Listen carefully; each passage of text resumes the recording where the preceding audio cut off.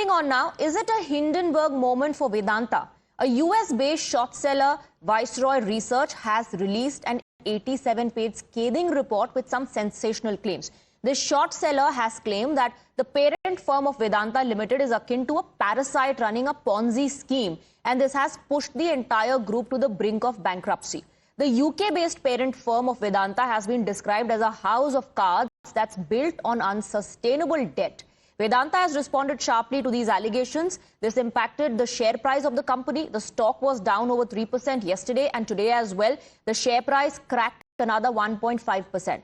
Vedanta, in a detailed response, has vehemently rejected the claims made by the Viceroy Research. Anil Agarwal-led Vedanta has called the allegations baseless and malicious.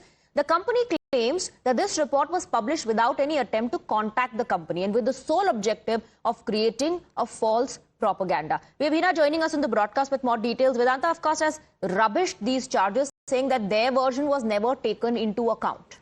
Well, that's right. It's an interesting statement we've got from Vedanta. Now, just to explain to our viewers what really has happened here, Swati, Vedanta Resources is a globally diversified national resources company that's owned by Anil Agarwal. Now we have a US-based short seller, Viceroy Research, that has come out with a report, an 87-page report it is, in which it has made some sensational claims. It has claimed that, the financials of the parent company that's based in the United Kingdom, actually the financials are unsustainable.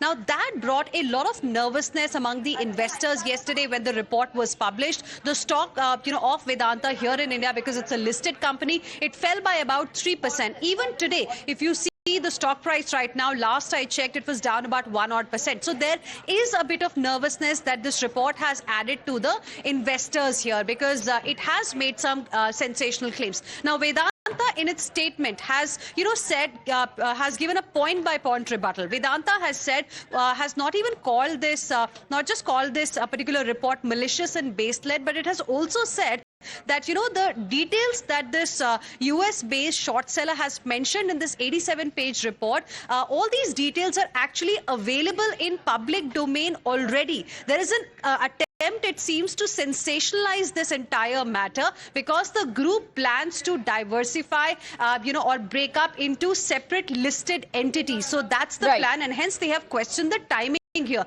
And we have, interestingly, an interesting comment coming in from Swapan Dasgupta of the BJP as well, who says that who's asked a question, is there a concerted attempt by dodgy US financial entities, research organizations, to undermine India's corporate financial institutions? And he has said there are too many coincidences here. I think security agencies should investigate. So politically also, this has become a big story. We'll have to wait and see what happens next in this case. But for now, Vedanta has responded with a statement. All right.